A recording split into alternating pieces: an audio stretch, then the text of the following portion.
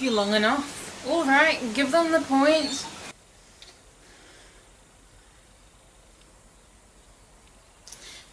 Who? Philip and Helena. Are you alright, Cordelia? Sorry, there's something I need to do. It's urgent. You can continue without me. Where are you going? What's that you're crossing out? Your dream goals? Cordelia, this is your childhood you're destroying. Maybe take a second to think it through.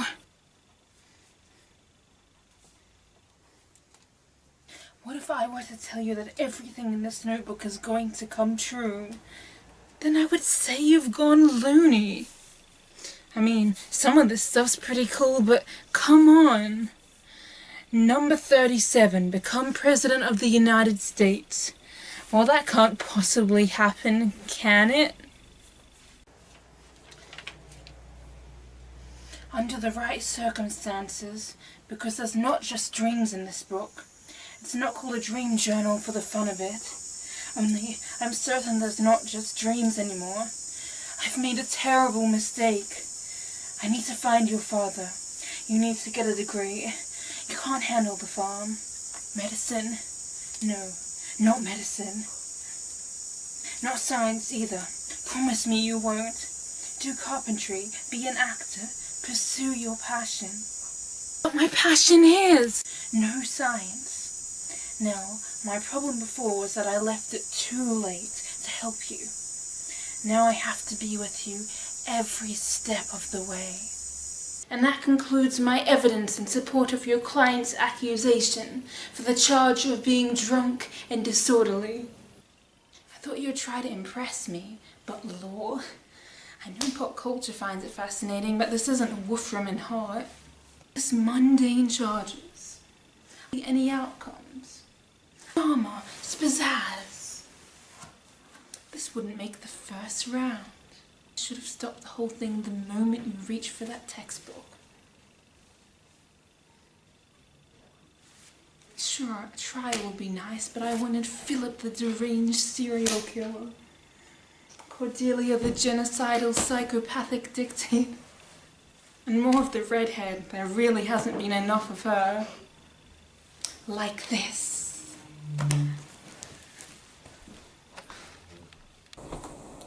And here is her confession on tape. She is guilty. Guilty. Cordelia is the sole coordinator in this global epidemic, leading to hormonal imbalance, increased risk of cancerous brain tumors, and a survival rate of 7%. She is responsible for the deaths of millions. She is also untouchable. God sees her. I've solved overpopulation, set back global warming by at least a few months, and even had time for some relaxing yoga. Now, where's my signature gun? Do you realize this timeline isn't stable, right? It's not determined by free will. You're just nitpicking the most preposterous scenarios.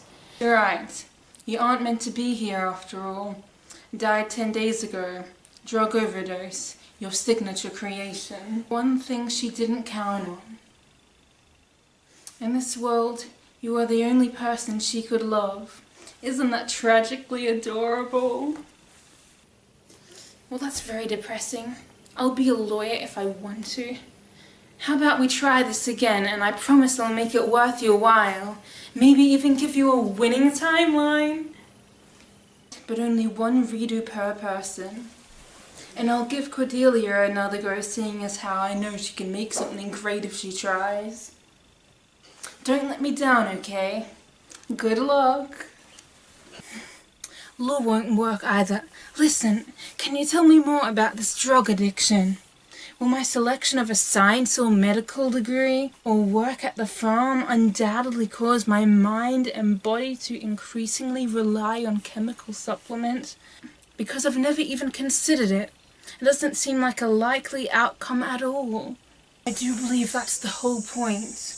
But either you've read the journal or you've met my friend Time. because you're aware of intel I have not yet supplied you with.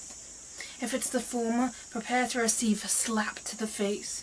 A girl's diary, quite literally in this case, contains the world's darkest secrets.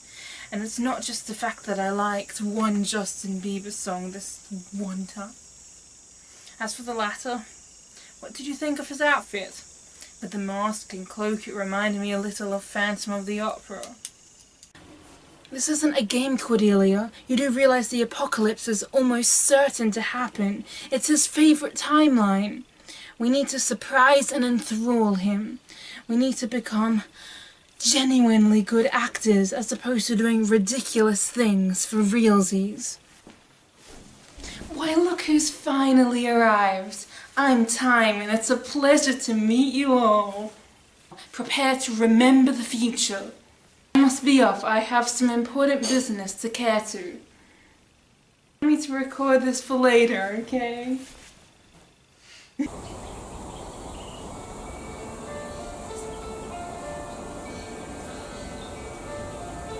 Edmund, I think you better answer your phone. It's going to be my father. Is anyone else feeling exceptionally vulnerable right now? Let me recalibrate the recalibrator. I can't have all of you self-aware in each other's timelines. You'll have to be on your own. Ready?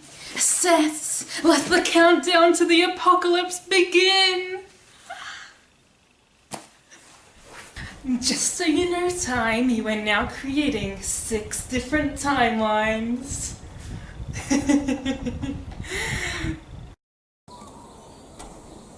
So why this apocalypse?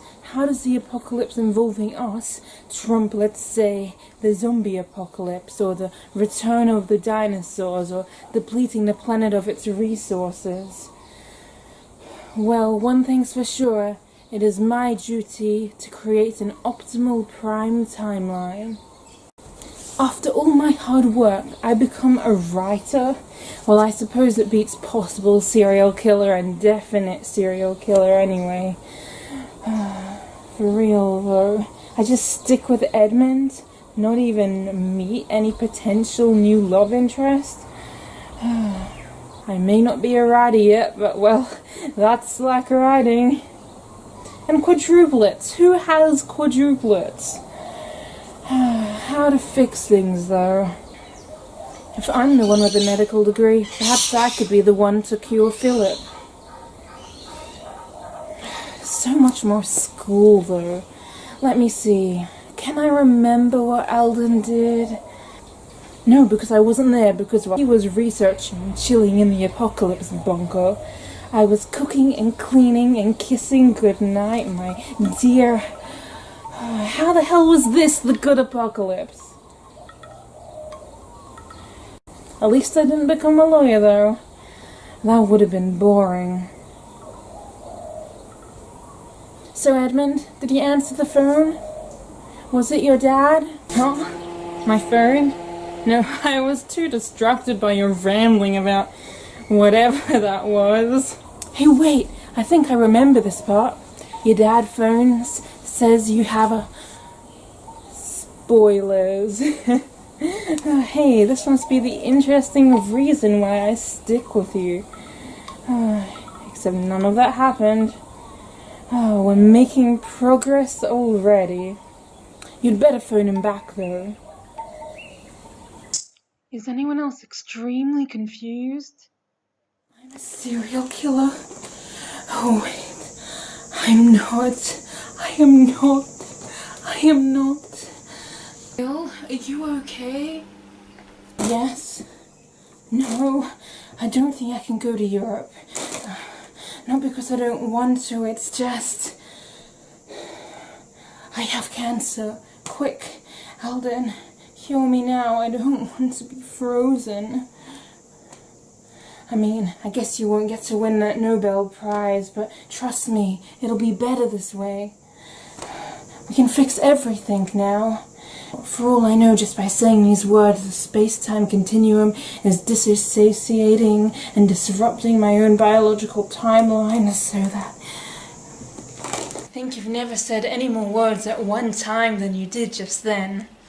Shame none of it made any sense.